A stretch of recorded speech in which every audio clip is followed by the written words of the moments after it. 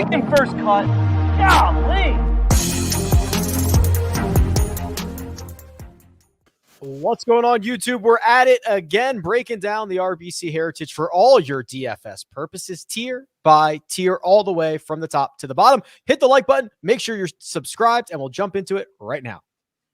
Welcome into the first cut, our RBC Heritage DFS preview. It's a lot of letters. See you, Nejad, joining me to break it all down. See ya. What up?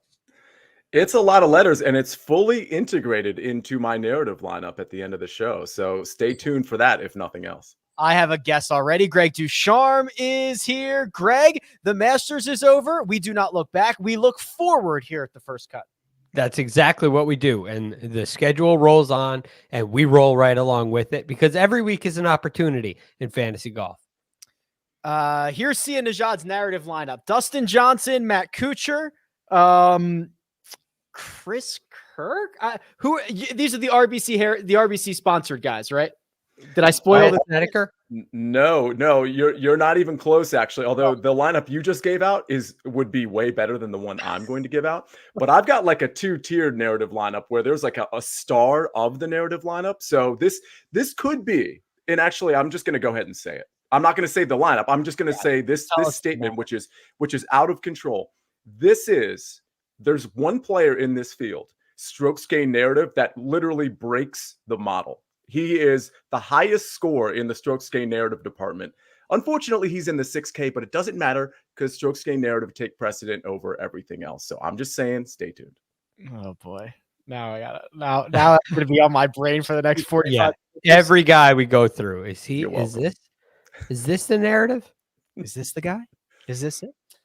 Speaking of the guy that you might want to pick for one and done purposes, and when I say you, I mean the fans. The fan vote is now open. The link is in the description of this video and podcast, so go ahead, click on that. Shout out Elijah, much appreciated for putting it all together.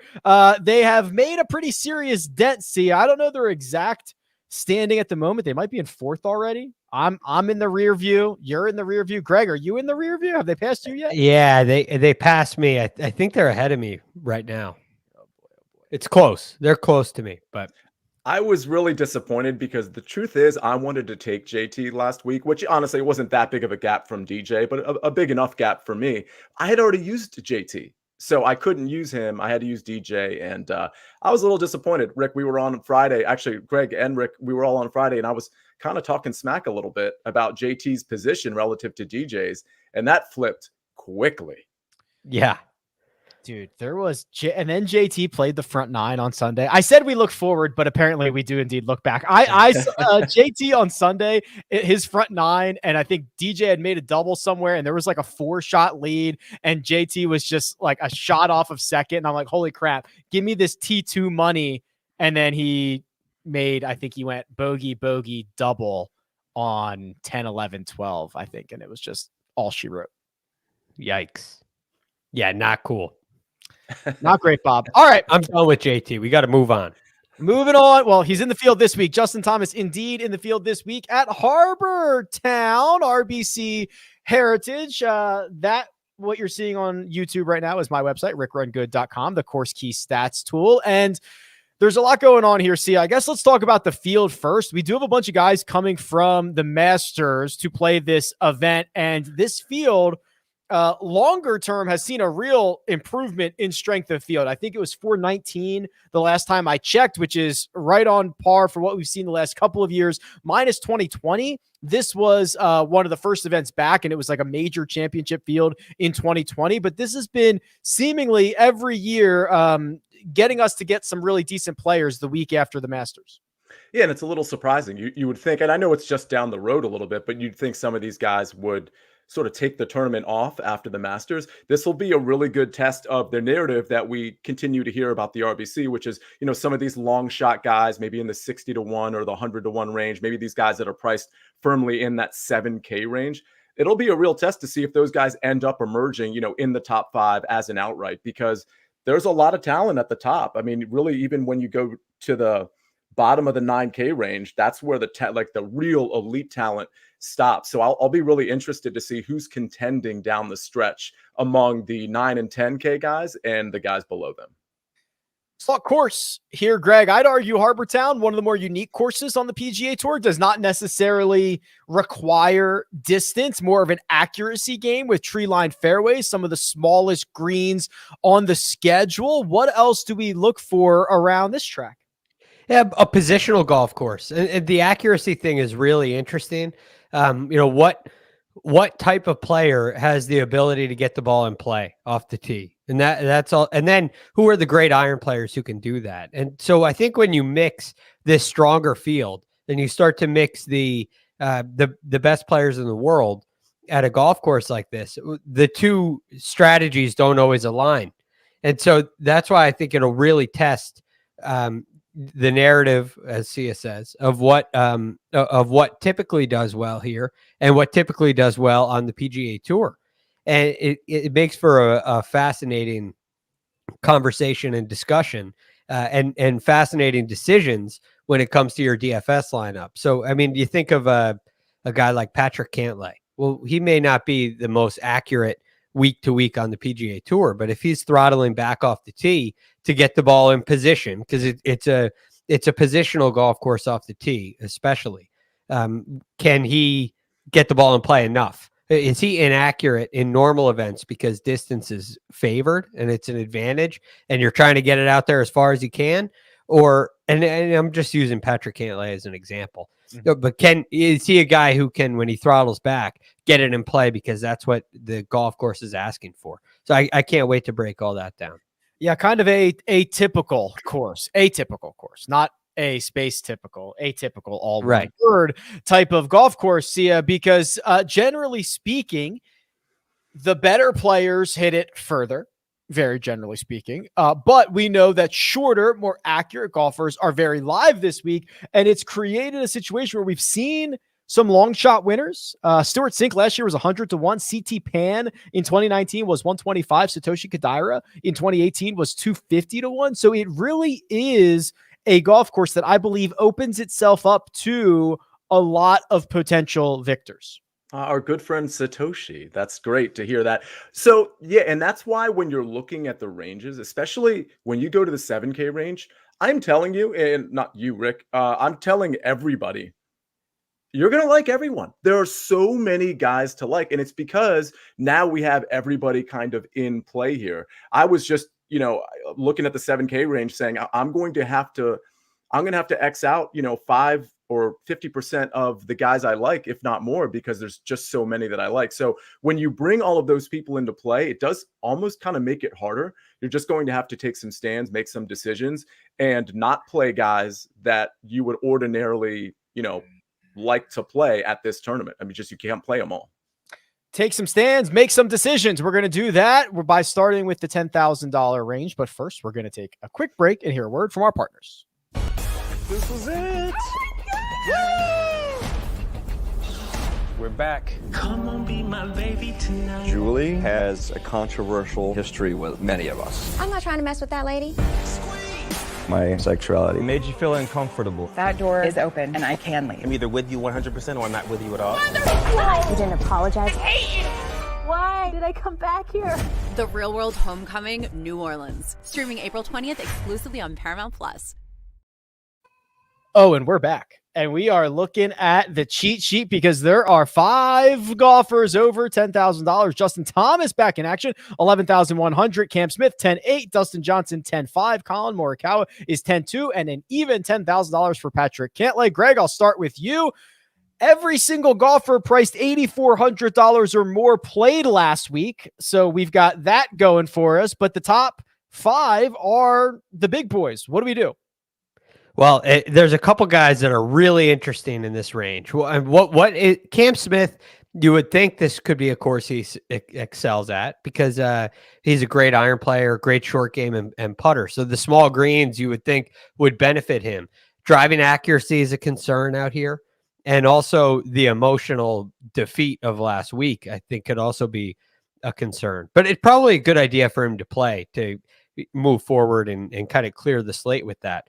But JT is the really interesting guy in this range because there's a clear favorite here to me. That's not Justin Thomas. The guy that just stands out as this should be a great week for him is Colin Morikawa. Yeah. Now, you have the round that he played that was a blast. I mean, that group with Rory must have been so much fun to play in. But then you just combine that with this year that he's had. And if you look at just the PGA Tour and you take out the Players Championship, which had some crazy weather, and the Valspar, and he's finished in the top 10 in every event in 2022. Every event in the wraparound season as well. So it's been a great year for him so far. And the golf course should fit. He's extremely accurate off the tee, and he is one of the best iron players, if not the best iron player in the game. Those two things are really important. It's like this course is built for Colin Morikawa. And then you look at his history here. It's short, as it is everywhere, but tied 7th last year. So Colin Morikawa looks like the guy. But Sia, do you think he's going to be extremely popular? I wouldn't say extremely popular. I think he's going to be popular, but there are so many good decisions to be made in this top range that it's not like he's going to suck up all the ownership here. You can make an argument literally for every single person in this range. And I actually think across the board, because everybody's in play, of course, you're going to see some popular guys, especially in that 7K, that bargain range. But I don't think there's going to, I don't want to say you don't have to worry about ownership, but I don't think there's going to be more than, one or two guys where you're looking at an eye-popping number from an ownership standpoint. So while I do think Colin, especially off the momentum of what we saw with him and Rory, on Sunday, I definitely think people will want to play him, but I don't think the number is going to be out of control. Colin Morikawa, 88th in driving distance. So he's not particularly short. He's not particularly long. That's about right in the middle. 9th in driving accuracy, plays out of the fairway often, which, as we're already identifying, you can't get too far off the beaten path here at Harbor Town, or you're going to run into a lot of tree issues. See, I'll bounce this right back to you here. When you start assessing the $10,000 range, how do you see it? Yeah, again, it's hard to make an argument against any of these guys. I don't think, if I was going to make an argument against anybody, unless he's super low owned and a leverage play, I'm not sure I would get to Patrick Cantlay, but again, you can make an argument for him. I totally get it. I do like Morikawa. I like DJ a lot. I feel like DJ is still getting a little unrecognized. The game isn't fully there yet, but I liked what I saw him approach last week in particular. Off the tee was a little questionable. We saw him actually last week club down quite a bit off the tee, which he's going to be doing this week as well. So we'll see what happens with that. But I was encouraged by his approach play. His finishing positions here haven't been outstanding, but they haven't really been bad either. I'm just trying to catch DJ a little bit earlier than everybody else. So he's the one that I'm really focused on. But again, I think Colin's a great play. I think JT is a pretty good play. It's probably going to be DJ and Colin for me up here. Well, let's mine into Patrick Cantlay here, Greg, because I think he's kind of the X factor on the slate. Public sentiment, I don't think, is particularly great. 39th at the Masters, did not get out of his group at the match play, missed the cut at the Players from the correct side of the draw, and then a T33 at the Genesis Invitational. That's just 4 events. You want to look at the 4 before that? Runner-up, T4, 9th, 4th, go back further than that, 2 wins. So we're not all that far removed, at least in terms of number of starts, from Patrick Cantlay being super, super elite. And of course, he's got the great history around here, 3 top 10 finishes in his last 4 starts. I think he's the X factor on the slate. I don't know how he's going to play, but I think he either wins you all the money or loses you all the money. He could be a great pivot. And I have no problem with the option. I think his style of play should really work. And in this stretch where the finishes weren't really great, they were kind of lackluster. His iron play this year has been a little bit of a letdown compared to really hot Patrick Cantlay that we've seen. And that improved last week. At Augusta National, he hit the ball much better, really off the tee and approaching the green. He just struggled on the greens. And there are a lot of people who struggle on those greens. So I think Patrick Cantlay could be a very interesting play, and I have no problem going with him. So the one fear is it's been a little lackluster. Is the fire there this week? Do we have is this a potential week for a ceiling week, a pop week? And it doesn't feel like that, but he's good enough to do it.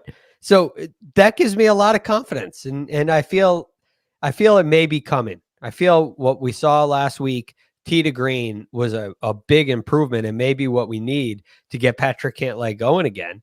And he's priced for it. I think the price is really fair. You could start a lineup there at 10,000 and you're in really good shape the rest of the way. So I like the Patrick Cantlay play. Probably not as much as Morikawa, but I really like it. Patrick Cantlay, the Pete Dye specialist, 1.5 strokes gains per round over 69 rounds on Pete Dye golf courses. If you like that type of thing, right up your alley. Okay, Seal, let's put some numbers behind this. 5 golfers in the $10,000 range. Please give me your number 1, your number 2, and your number 3. I'll go. Man, you guys are convincing me a little bit with Colin. I'm just going to stick to my guns. I'll go DJ, Colin, Cam Smith. I'll go Colin, Thomas, Cantlay, Greg. I'll go Colin, Cantlay, nice, Johnson. Nobody calls him Johnson. I know you've never heard. Weird. I was like, who is that? I was trying to stick with the last name thing. I liked it. All right, let's go down to the $9,000 range here. Shane Lowry, $9,800. Corey Connors, $9,700. Daniel Berger, Matt Fitzpatrick, Sung J.M. Rounded out with Jordan Spieth, Joaquin Neiman, Russell Henley. See ya. Oh boy, there's a lot happening here. There's guys who are playing horribly. There's guys that are playing awesome. There's a little bit of good course history, a little bit of bad course history. It's a grab bag. What do you want to grab? It's such a great range, and it's furthering the case study of, is it really going to be a long shot that wins this tournament? Because if you ask me, maybe you go Sung J.M. forward versus the field, like in other words, 9,300 and above versus the field. I wonder what that handicapping number would be, because I kind of like what I see Sung J up and above. It's just, or maybe you start with Joaquin Neiman. I don't know, but I like a lot of these guys. Shane Lowry, I don't know that you could make a cogent argument against Shane Lowry at this point. Like legitimately, I don't know that you could just say like out loud, like, oh, I just don't like Shane Lowry. I don't see it this week. He has been so good for so long. And especially with the conditions that we might see here, I don't really see that interrupting him very much in terms of how his play has been. So he certainly sticks out to me. Last 36 rounds for Shane Lowry, gaining 2.02 strokes per round. That is second to only Scotty Scheffler. Now, there are DP World Tour rounds in there, so if you change that to the weighted strokes gained numbers, which take into account strength of field, Shane Lowry is 5th in this field in strokes gained total. Over his last 36. It's been an awesome run, Greg. It's been absolutely phenomenal what Lowry's been up to, and he's doing it in a way with the ball striking that is generally sustainable. It's everything. That's why it's sustainable, right? His driving has been great. His iron play has been fantastic. Short game may be the one area that's been a little weak, but when you're hitting it like he is, it's not a worry. The putting has been great too. So and then you add into that he came and tied 9th here last year, and in 2019 he came and tied 3rd. So he has a very good record here, and I couldn't be higher on Shane Lowry.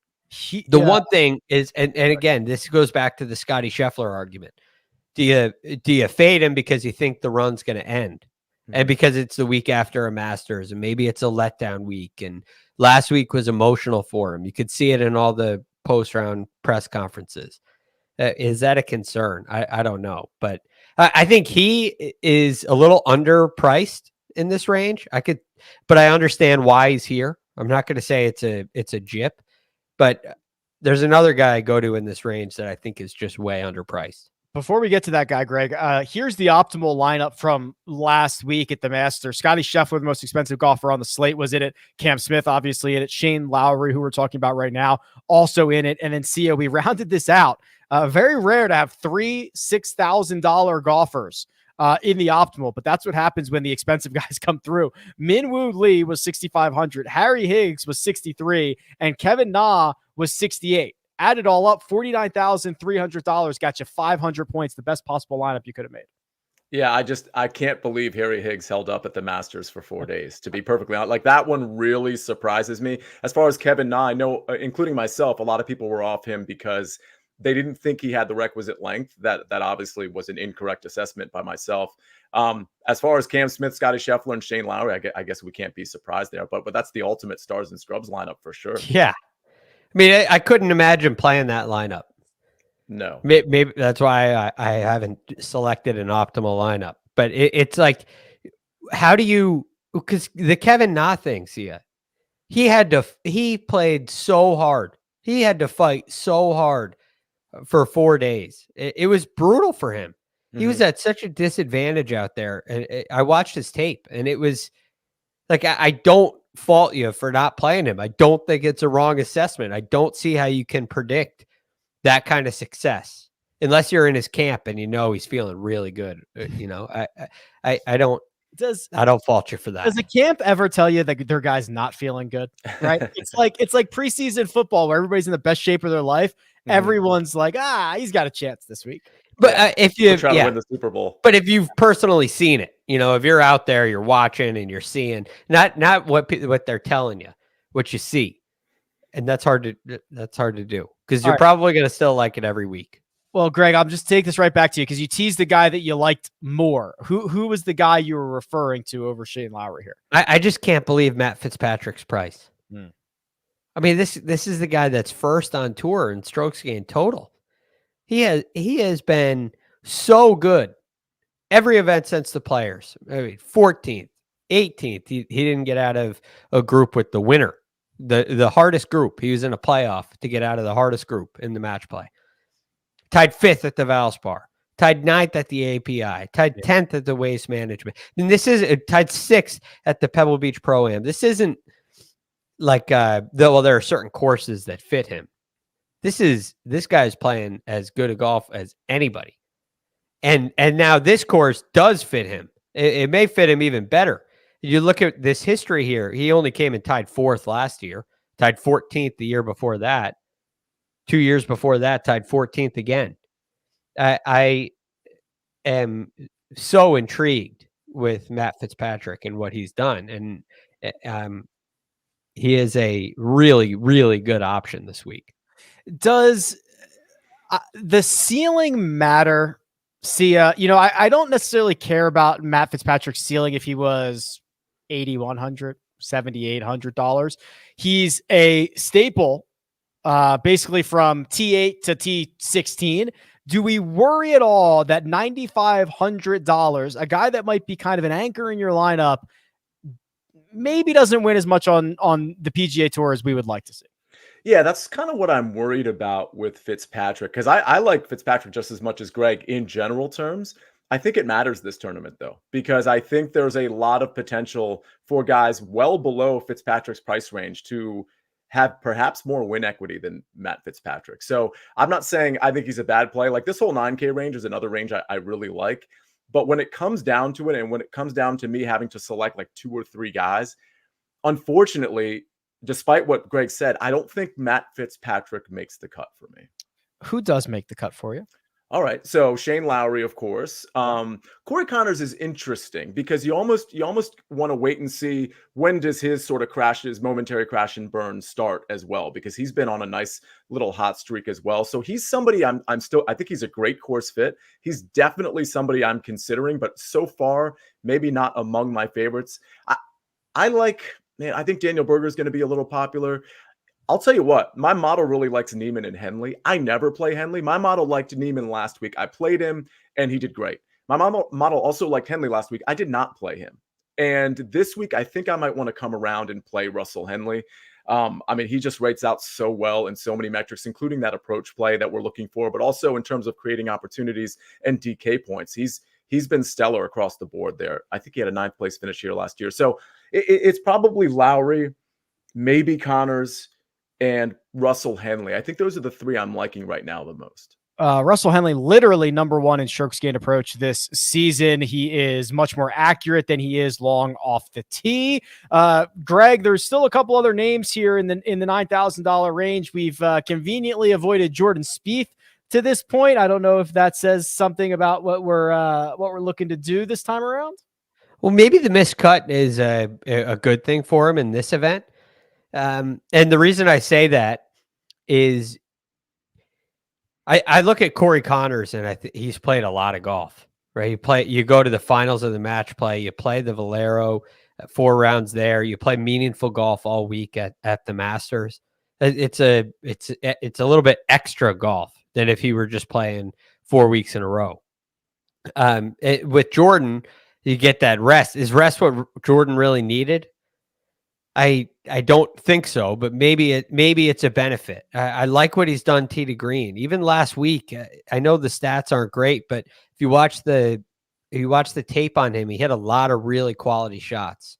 He just got on the wrong side of some ridges, and he didn't make birdies the way that he typically does. But that his recent form is kind of questionable. So the big thing for me with Jordan is still the short putting, and that's. You can see it in the stats. Strokes gained putting is not good, and he's just giving strokes away from inside of 4 feet. I don't trust that personally. So I'm out on Spieth this week, but it wouldn't surprise me if he had a nice week. I don't think he's anywhere near as reliable as a Matt Fitzpatrick. I don't think he's as reliable as Russell Henley. I think Russell Henley's a better play, even though he's missed a couple of short putts of his own. But I think there are better options in this range than Jordan Spieth. It's so annoying because he's objectively a pretty bad play, right? I mean, this is a place that if you spray it off the tee, you're going to get in trouble. He doesn't have his best weapon. The putter's been horrendous. I agree that outside of one round, the approach play's been pretty darn good, but like, I don't know if I could pick like a worse spot for Jordan Spieth. And really the only time he's had success here was when he was the -- player in the world and he was having success everywhere. So but I'm afraid to be like, Jordan Spieth is terrible. Don't play him. There's still a part of me in the back of my head that is concerned about fading him. Right, because if your concern with Fitzpatrick is the ceiling, well, you're never concerned about Spieth's ceiling. He could win any week. I mean, you look at his numbers. Take the red block of approach the green at the Masters out. And this guy's striping it. And you add in what you know he can do on the greens, and you have a winner, right? So the recipe, the formula is right there. I just don't have a lot of faith in it. I think that's a big ask for the putter to all of a sudden get hot. And he, in a way, relies on it. I think it's a good point you make, Rick, about his accuracy off the tee. That's definitely a concern. There have been signs, there have been times when it's been better, but I have my worries with Jordan this week. To Greg's point, he's actually been, so you're looking at round by round metrics now. That -4.5 that he lost on Friday at the Masters is by far his worst in a long time. And he was generally, he gained on Thursday basically a stroke to the field. So the approach play has been a lot better than maybe what that even shows. Anything else in the 9K range, or should we move it along, Sia? I think that's it. I don't know if we brought up Sung Jae Im. Impressive performance last week, but I don't think I'm going to be playing Sung Jae. All right, let's go down to the $8,000 range. Then we'll find some value in the 7s and the 6s. But first, we're going to take a quick break and hear a word from our partners. And we're back. $8,000. It's pretty small. Sia Simpson, Horschel Hatton, Harold Varner III, Siwoo Kim. Then we rounded out with Alex Noren, Tommy Fleetwood, Kevin Kisner, and Chris Kirk. What's our best way to attack the 8s? There's a couple guys that I like here. I think there's potentially some leverage plays here once ownership starts, making itself known. I think guys like, Billy Horschel, Harold Varner, maybe even Siwoo, Tommy Fleetwood might carry some lower ownership. But right now, there's only one guy I really like, and there's two guys I'm considering. I really like Alex Noren. I like what he's done here. It hasn't been elite stuff, but then again, Alex Noren's approach play as of late has been elite. I think Alex Noren is one of those guys that, we typically talk about being on the ascent. As we see here, his approach play just over the last couple tournaments has been like substandard for him. Nothing like, it's not a disaster, but prior to that, and we talked about him a lot a couple months ago, the approach play was pristine, and we know what he can do with the short game. So put that all together, and at 8,300, we just talked about outright potential. We talked specifically about Matt Fitzpatrick. Now, I'm not saying Noren is a better play than Matt Fitzpatrick. Let's take the prices out of it. I'm just saying, like, from outright potential, I think you could make the argument that Alex Noren on this course has the outright potential that Matt Fitzpatrick does, and yet you're getting him at 8,300. I just really like this play. Yeah, Alex Noren, and there's a guy we could talk about in a bit. We've been tracking like these gains on approach, and Alex Noren certainly in that category. He's got 3 top 28s in his 3 trips here, but I'd argue he's playing better leading in this week than any of those previous weeks. Okay, Greg, what else do we see here in this $8,000 range? Well, Webb Simpson's hard to look past because of his history. Yeah. So I don't think we can go without talking about Webb. I'm not overly enamored with his performance so far this year, but I feel like it's trying to get better.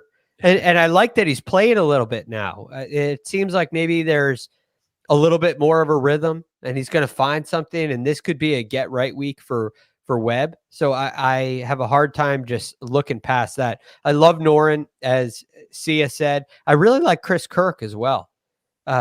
Chris Kirk has been striping the ball this year. Mm-hmm. And he also has played pretty well here, especially in his last start. He was tied 7th last year when he played here, which was his best finish here by a significant margin. I mean, he has a couple of other reasonable finishes, but he could be interesting. He didn't play the Masters. Maybe some people kind of are scared away because of that. So I do find him to be rather interesting. And I'm also... I'm so hesitant to say this, but I like what I've seen out of Tommy Fleetwood, and I'm wondering if Tommy Fleetwood is, who has a tied 25th here. I'm wondering if Tommy Fleetwood is coming back to Tommy Fleetwood form. He's gained strokes on the greens, right? His biggest weakness, if you will, in what, 6 of 7, something like that. At least 5 of 6. Yeah. 5 of 6. It's 5 of 6.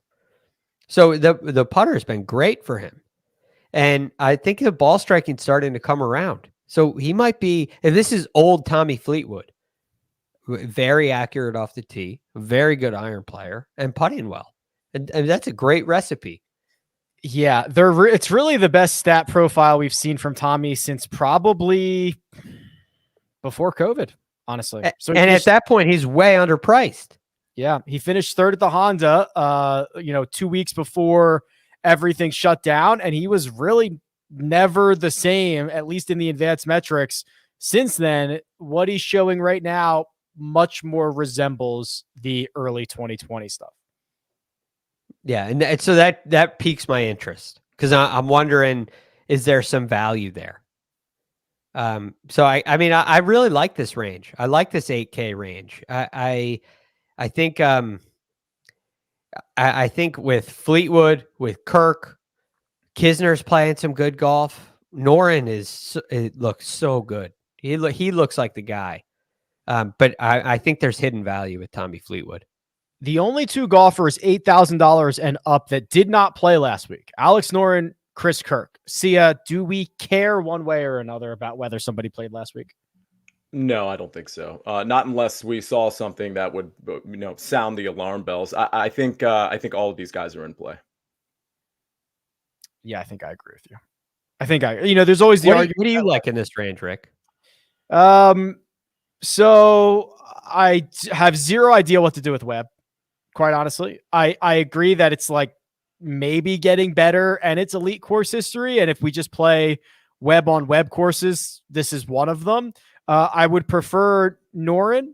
I would prefer probably Siwoo Kim as like a high risk, high reward option. And then I also agree with the sentiment around this is the best we've seen Tommy in a long time, which is scary. It's super scary, but this is the best we've seen him.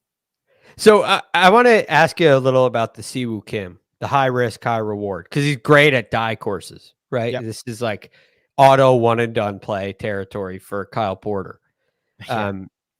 But when you build a lineup with Siwoo in it, are you more interested in a like would Matt Fitzpatrick be a more would that be a better combo? You don't have you don't think you have the upside with Fitzpatrick, but does he give you the safety you need to balance out the risk of a Siwoo Kim?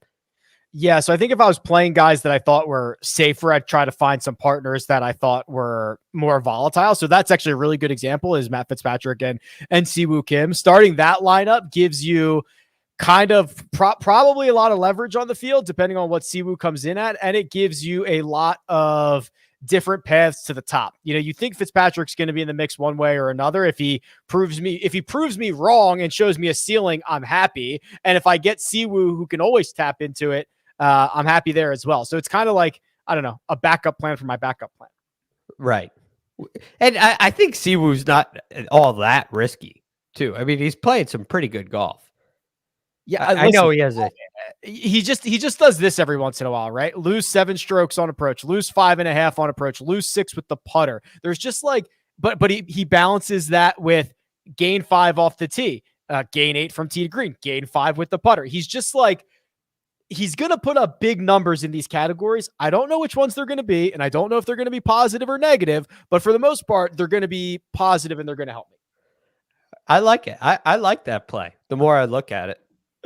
And he lost strokes off the tee at the Masters, which is the first time since Shriners. So, I mean, that's probably an outlier. He probably gets back to driving it well. Yeah, I mean, there's paths for Siwoo. Anybody else in the 8K range, Sia, that I can offer up to you? Maybe a Billy Horschel, maybe a Terrell Hatton. Anybody? Hatton is interesting to me. He hasn't been great on approach as of late, but I do think he has the game for this course. I think I might throw Hatton into a couple of lineups. Like if I'm doing 15 lineups, maybe he's in 1 or 2. I don't think I'm going to, even though I think Billy Horschel is an interesting leverage play, I don't think I'm going to get to him. All right. Well, I'll let you kick off this $7,000 range here. I won't read them all because as usual, this is a massive range. Kokrak, McNeely, Na, Kuchar at the top, and it goes down to CT Pan, Cam Tringale, Ricky Fowler, and Scott Stahl. Ricky Fowler. It's genuinely difficult to decide in this range because I think there's so many options. So I'll start just by listing a handful of names that I like. Mav McNeely, I do like. I worry a little bit that he might be popular this week, and that's fine. Again, we learned last week you can play popular players like a Cam Smith last week, for example. But I don't know that I like Mav McNeely enough to play him if he's super popular. And I say that only because I like so many other guys in the 7K range, which includes Matt Kuchar, Adam Hadwin, Tom Hoagie, Kevin Streelman, JJ Spahn. I know it's a lot of names. Russell Knox. And I'll throw kind of an outlier in there that I don't think a lot of people will play because most of the names I said are going to be relatively popular. I think Dylan Fratelli is an interesting leverage play this week. So I'll throw him out there. And maybe a Charles Howard III as a potential leverage play.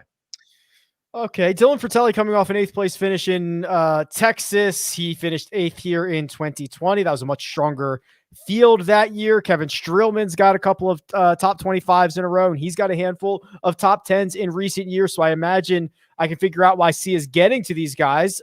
Greg, who else would we prefer in this tier of salary?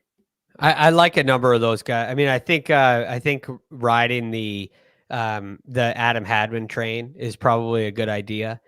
But the other one that Sia didn't mention, who sticks out to me, is Mito Pereira, who's had some really. I mean, he hasn't played here, so I don't know how he's going to do here. But he's had some really nice finishes of late, starting back at the Genesis where he was tied 15th. He was tied 13th at the Valero just a couple of weeks ago. He did lose strokes there, but before that, it was 5 straight gaining and some significantly. So I think his ball striking is back, and I think that's what you need around this golf course. He could be a really interesting option, and he hasn't been so hot like a Adam Hadwin where you just can't take you can't look away. He didn't play in the Masters like a Kevin Na. He didn't come and tied 4th here last year like Mav McNeely, and maybe people kind of shy away from him a little bit. So I think Mito could be kind of another safer play in a range where you're looking for some differentiation. All right, let's just do the Adam Hadwin thing. I'll do a Freaky Friday and turn myself into Greg DuCharme. We've been tracking this approach play since the start of 2022. It is obviously much better. It has resulted in 3 consecutive top 10 finishes. He did not play the Masters. There is also one thing, Sia, that I don't normally look at, but weeks like this and weeks like Pebble Beach, I will, and it's the bucket of where shots are hit from. So Harbor Town, because there is a lot of shorter drives, fourth shortest driving distance course on the PGA Tour, and a lot of dog legs and a lot of tree-lined areas. A lot of guys hit from the same spot, 175 to 200 yards. There's twice as many shots from that range as the tour average. Adam Hadwin, amongst all the other things that he's good at, is 17th on tour in that bucket. Now, again, there's flaws with that, but combine it with all the other stuff I already liked, and I think I really like Adam Hadwin this time around. Yeah, and if you go last 24 rounds only, he's 8th. So, I mean, I totally get that. He certainly rates out well. Pretty much across the board, the putter can sometimes be a problem, but he creates opportunities. He leaves it in the fairway. The approach play is pristine. It's top 10, last 24 rounds at least. I don't really see a problem with Adam Hadwin. I think Adam Hadwin actually has some outright equity as well. Let me. I love hearing that, by the way. Yeah, we thought you would. Let me show you Honor Bond real quick. Honor Bond Lahiri, and I want to get your guys' opinion on this. So, basically nothing for 6 months. And then he goes out and he finishes runner-up at the Players' Championship, T13th the Valero Texas Open in each of his last 2 starts. Gains a ton of strokes in the ball striking categories in both of them. Greg, I'll start with you. When you see this, a quick, huge improvement in a very important part of the game, without knowing anything else, does this look like an outlier or the start of something? Without knowing anything else, it looks like an outlier, but we do know something else.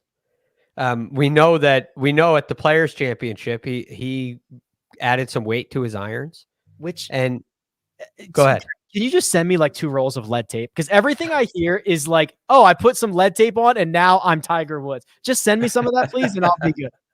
Yeah, I mean, swing weight is a huge factor in fitting. It when you go from not being able to feel where the club is to being able to feel it and it works, it's okay. He does know how to, from an instruction standpoint, you're trying to square the face. And at the elite level, it's not like, okay, well, there's nobody out here who can't control the face, but the guys who really have a good feel for it, they know where it is. It means they're going to have control over their golf ball. And he's in this unique space where this is like the JJ Spawn thing, where something flipped, you figured something out that was a problem that's not a problem anymore. That gives you confidence, and then you see it work, and it gives you even more confidence. So he's riding really high right now, and I wish this was the 3rd week in a row. I'd be all over it if it was the 3rd week in a row. You don't know if he came back to earth in his practice, but I'm very high on it. And this is so interesting because there's a reason for it. And when you have that reason, it does really well for players. There are countless stories of similar things to this. It could be something with the body, like it was for JJ Spawn. It could be, maybe it's a caddy change, like Scotty Scheffler, and there's a new gel. It invigorates you. So I think there's really something to Anirban Lahiri, and now he's 7,100. Guy coming off of a 2nd and a tied 13th in his last 2 starts. Big fields. I mean, this is legit. All right. I'll play him. Fine. You're twisting my arm so much here. Fine. Bottom of the 7K range. See anybody else here? I think I'm off the Aaron Wise bandwagon, which means he'll win, but we did not get the sustained putting gains that we saw in the fall much longer than that. So I think I can bid him adieu. But anybody else here in the bottom of the 7s that we might be interested in? So a couple things. First of all, I think the Lahiri play is super smart. I'm legitimately like angry that I didn't think of that. And it's just one of those players, your eyes just gloss right past him. Yeah. So I think that's a really smart play. Get ahead of it. I know we don't see a big enough sample size, but at 7,100, listen, he hung tough at the Players on Sunday when things weren't really going very well. He still hung tough. I think that's really telling about his confidence, not just his game. So I really like that play. The one thing is a little staggering to me. Every once in a while I see this. I think it was at the Players where I saw Henrik Stenson. I think he was like 6,300. And I'm like, wow, it's just so weird to see Stenson down there. Cameron Tringale. Listen, I know we don't like him anymore because he's really burned a lot of people, but at 7,000 in this field, I'm not suggesting him as a play necessarily, but you two have to admit that's a staggeringly low price for Tringale in this field. Yeah, it's really low. What are we doing? That's weird. Well, the other guy at 7,000 is, I think CT Pan's kind of interesting too. And he's a past champion here, and I think he's hitting the ball pretty well of late. Finishes have been a little inconsistent, but maybe he comes back to a place he likes, striking it well. I could be interested in that. But Cameron Tringale, I know what you mean. The form isn't necessarily great, but could be sneaky. I mean, a lot of that. He's three starts. He's 3 starts removed from a 13th place finish. He's 6 starts removed from a 3rd.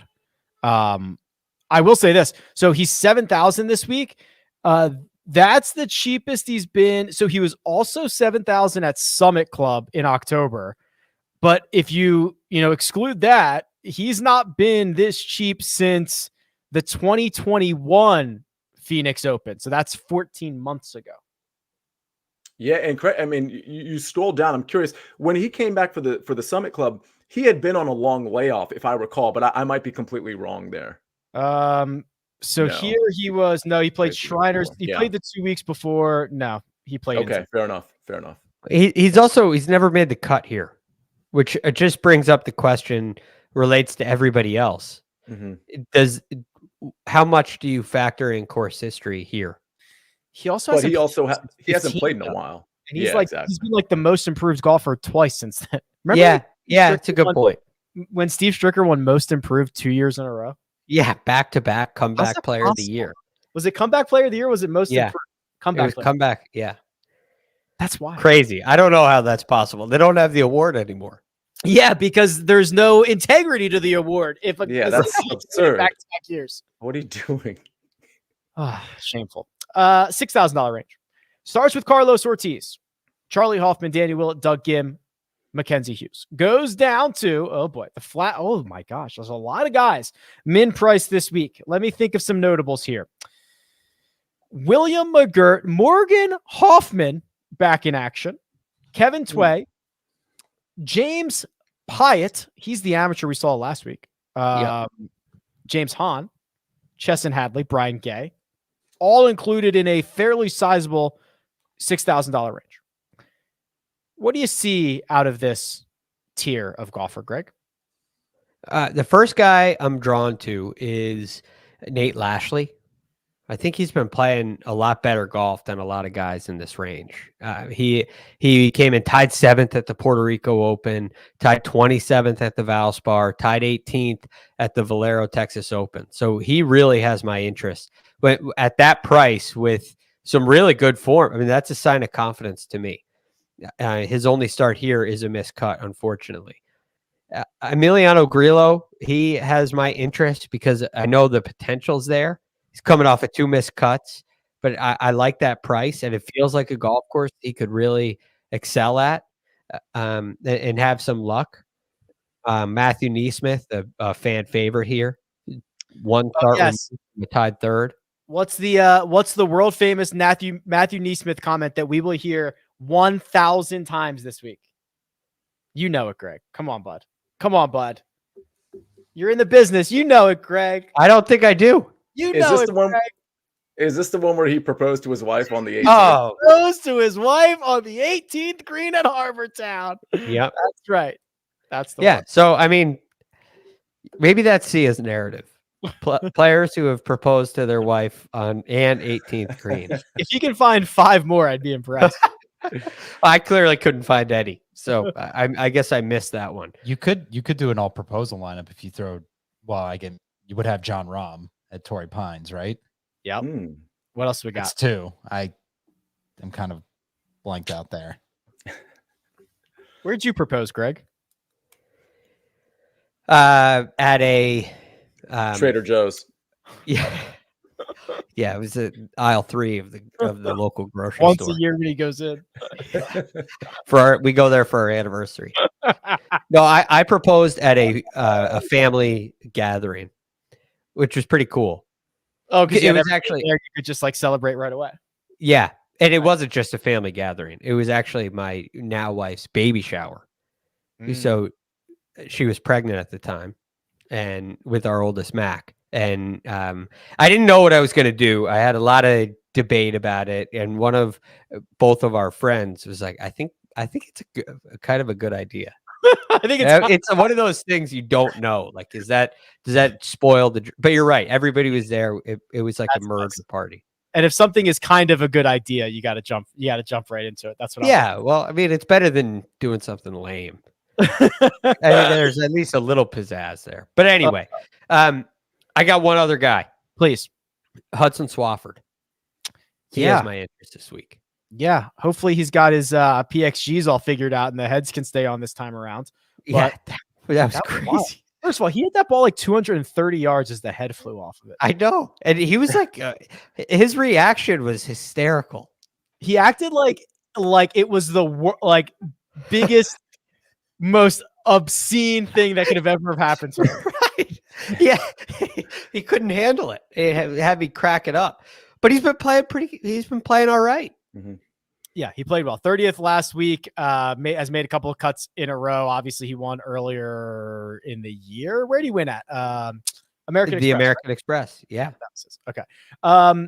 See ya. I've got two guys. Joel Damon is $6,800. Keeps the ball in play. I like that. I think you need it this week, and I'm willing to run. I want one more week with Bo Hostler.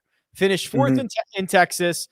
He's got like 3 top 20s in his last 4 starts. If you look at kind of the similarities between Harbor Town and Pebble Beach, which is short, small greens, kind of natural landing areas, he's got a good crossover at Pebble. I got to run him out there one more time and see what happens.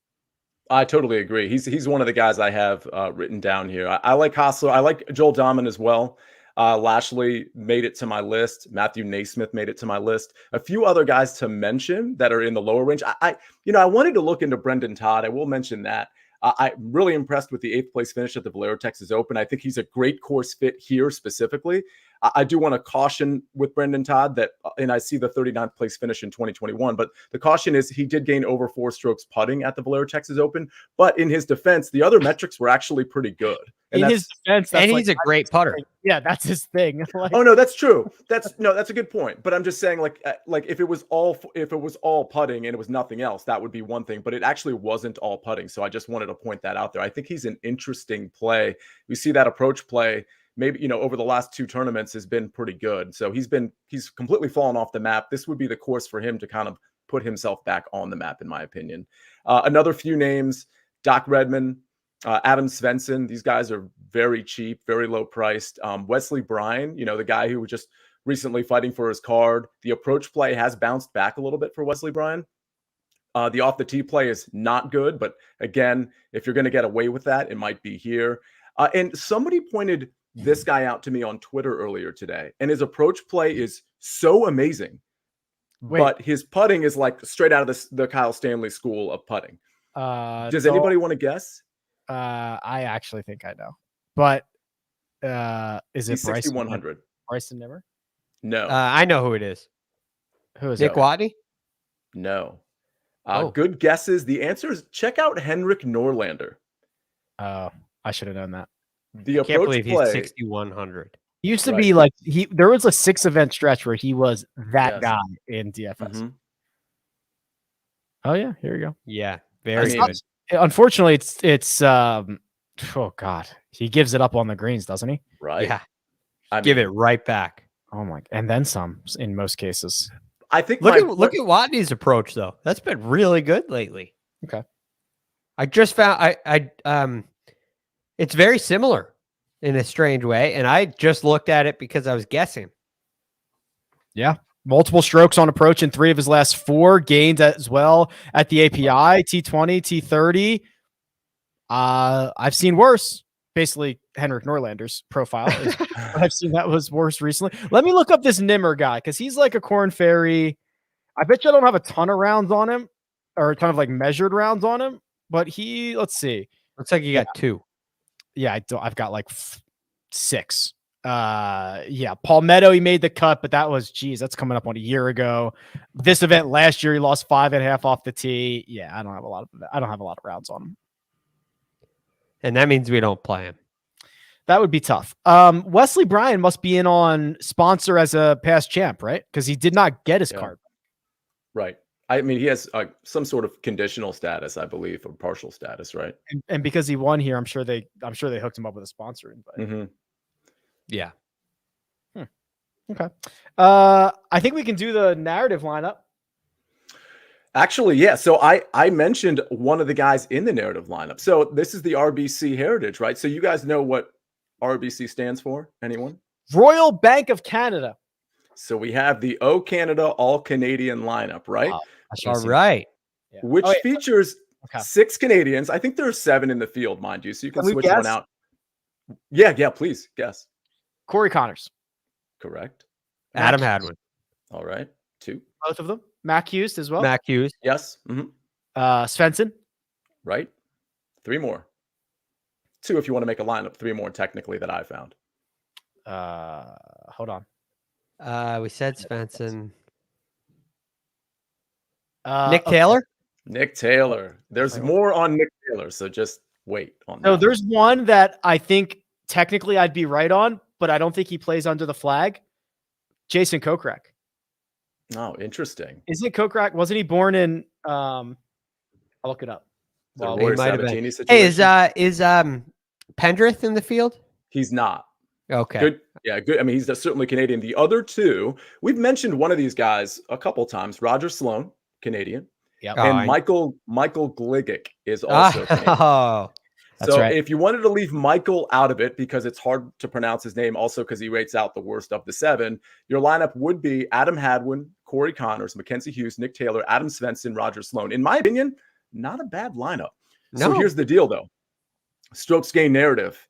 Nick Taylor actually breaks the model here. Okay, so first of all, Royal Bank of Canada. Yeah. So he's on the Canadian team, right? Nick Taylor's on the Canadian team. It's Royal Bank of Canada.